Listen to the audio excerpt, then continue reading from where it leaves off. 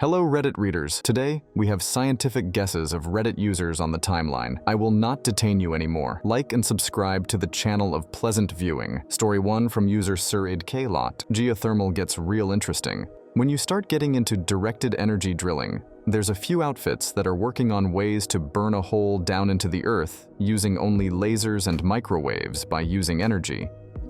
You dispense with all the limitations of traditional drilling. No bore linings or drill pipe. Turning the bit, you can make the hole miles deep. It takes a ton of energy, of course, but the result is, or will be, at least basically, an unlimited source of free heat with multiple miles of drill range. You can get hundreds of degrees of heat almost anywhere on the planet. The applications for this are endless with heat. You boil water with steam, you turn a turbine and have power. Got an old coal-fired power plant that you had to shut down. Well, it did the same thing. Burn coal to boil water. Water. Steam. Turns turbine. Turbine. Turns generator. Other than the coal burner, you can reuse all that equipment. Just to get rid of the coal, furnace bore a few miles deep holes under where the coal burner was and set up some heat exchangers to move the heat up to the boiler chamber. Suddenly, you have a new source of heat for the plant, and the coal plant can keep right on generating just without the coal, and with truly zero emissions and essentially zero fuel cost. If that works, electricity basically becomes free. Not actually free, but damn close to it. No need for ugly PV solar panels, no need for polluting fossil fuel plants, no need for giant, expensive nuclear fission reactors. Hell, you don't even need fusion anymore because you get all the heat you need right out of the ground.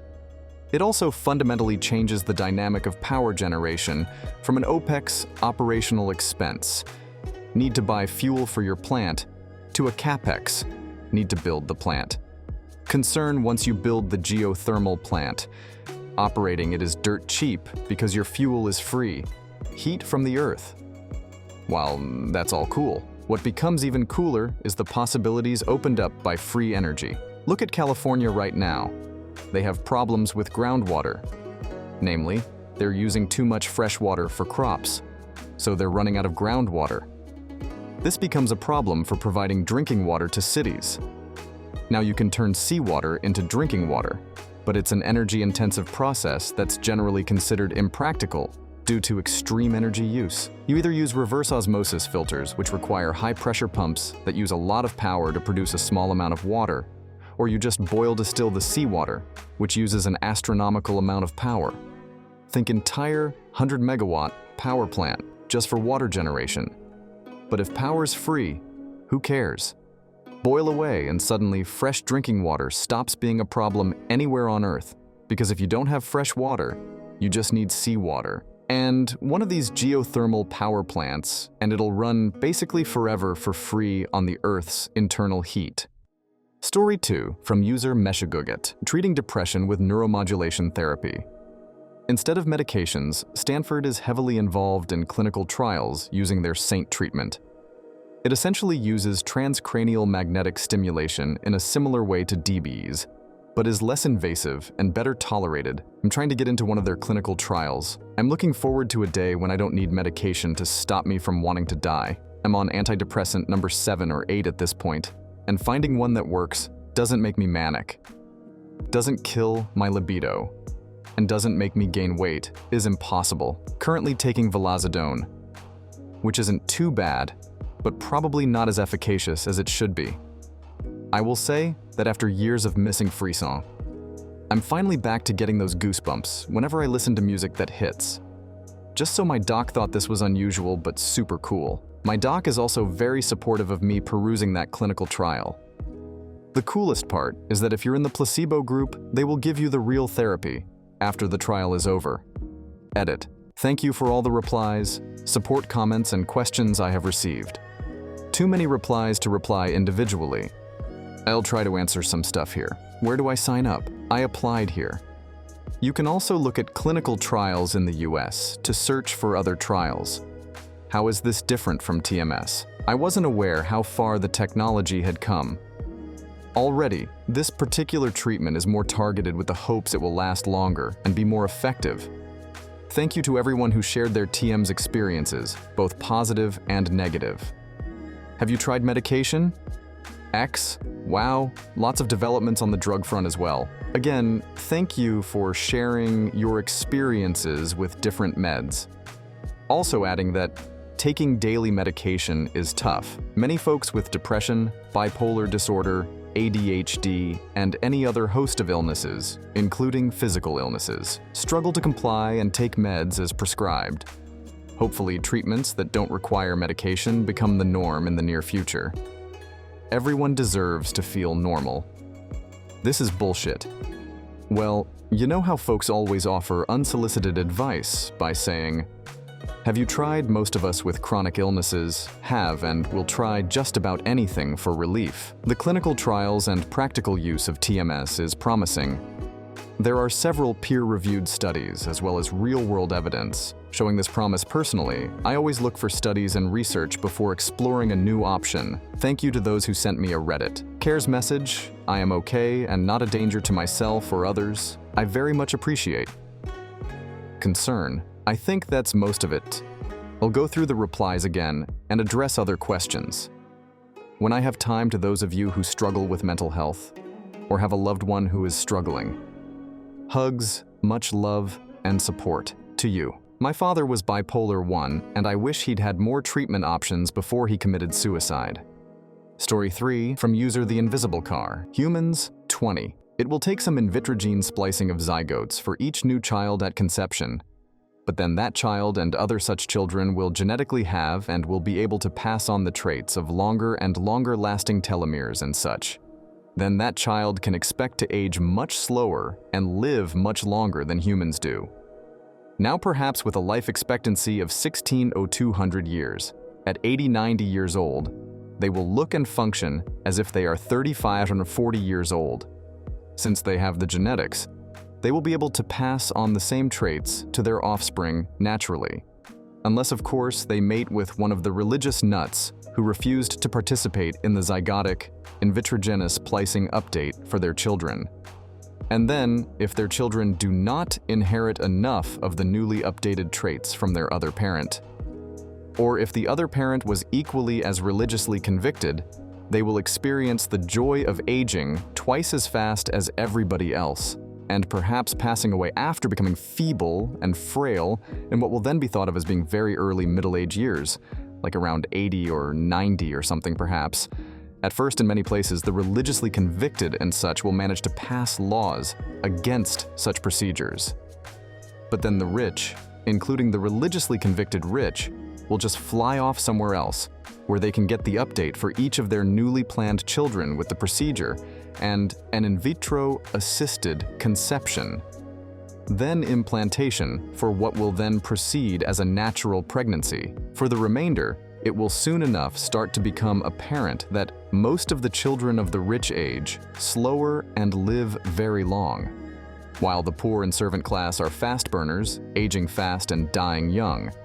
After which, maybe there will be protests and threats of revolt until the procedure becomes socially funded and available to all, if not just downright mandatory. Eventually, after some initial hesitancy, after just perhaps a generation and a half or so, perhaps after 2 generations, the update will be so complete that the entire human genetic gene pool will have been adequately enough altered to where soon enough all new children, and even children entirely naturally conceived again, will be born with enough of the various alleles to be able to expect to live very long and healthy lives, and perhaps twice as long, and with twice as many youthful and young years than we experience now, or more.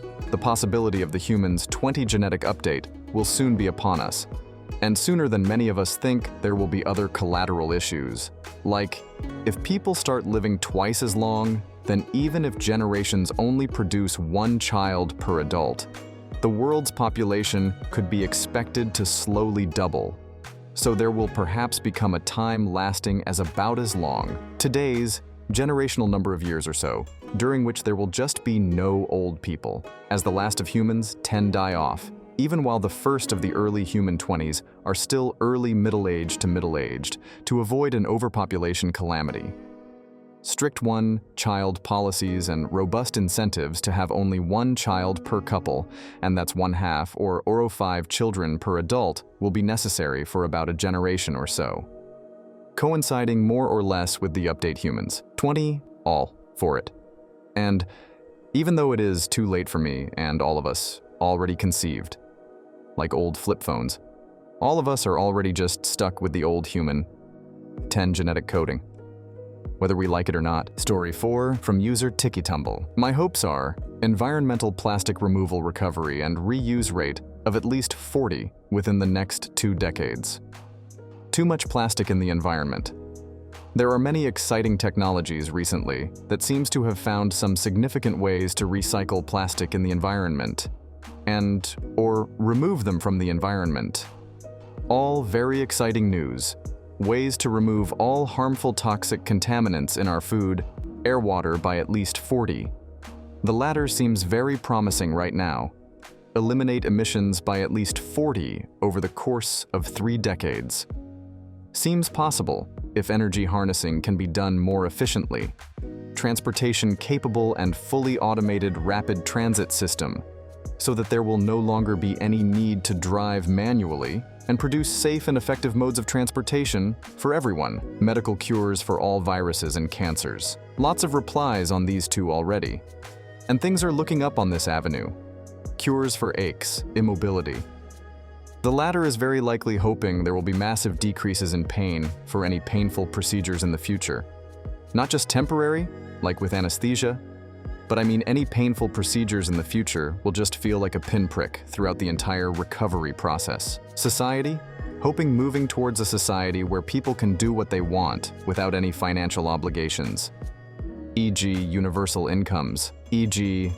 people can choose to be teachers and never worry about money or a medical doctor, but without any kind of pressure to get paid. Well, as everyone's income is fixed and it's out of pure interest that people want to do something. If they lose interest, they can move on and do something else with no financial pressure. This is all a pipe dream, but still very fun to think about. Hoping cheap free education, not by means of never paying teachers, but selecting for best educators classes and distribute that for minuscule money online, which is already implemented with all these tech boot camps. Hoping true universal healthcare politics. Hoping there's a major disconnect happening in the govt and the general public. People don't pay attention or even know what's going on. Folks get elected to office due to their name, familiarity to others, and not for what they actually do. We vote for our constituents, who in turn vote for our causes. But that's not what's actually happening. The majority of the time, people only see the bigger picture, the executive head, but all the little decisions are made from the bottom up. And we don't know what those smaller decisions are. Sure, we can look it up. But how many actually do that? It should be mandatory. People should know all the proposed bills and laws being signed and what they mean. Maybe I'm ignorant on this process, but I feel the news is feeding all of that to us these days.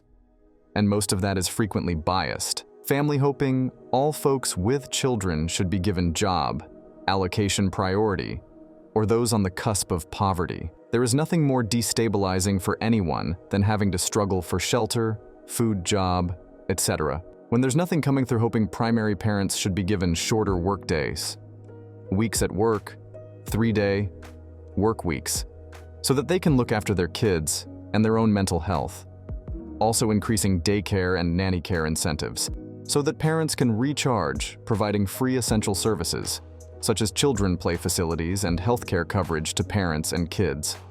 Also, some type of dulap nanny for 3 months after delivery, as this time is crucial for connection with these incentives in place. Fertility likely will rise. Story 5 from user Swiss Foreign Policy. Automated, uniquely designed products. And this is a really interesting thing, because the consumption of products is deeply tied to individualism. And the marriage between these 2 things is the main support pillar for capitalism. We all have lived in a world of mass-produced products for so long that most people don't even know an alternative. But back in the day, Everything had to be made by hand and tailored to each person. After industrialization, we struggled with an identity crisis relating to products. The 1950s in particular were heavily criticized for turning everyone into an identical and almost robotic variation of each other.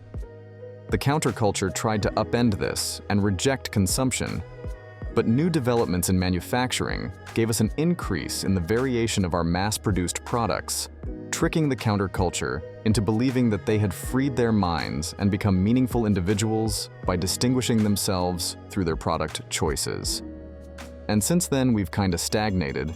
We developed a hipster culture that took us back to the old days of custom artisan products at our wallet's expense, deepening the divide between the haves and the have-nots.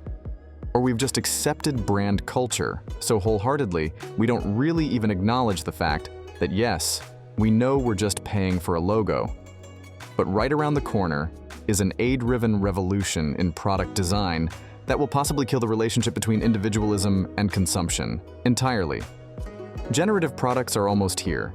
You can actually find early versions of them built with custom handmade code, if you know where to look at.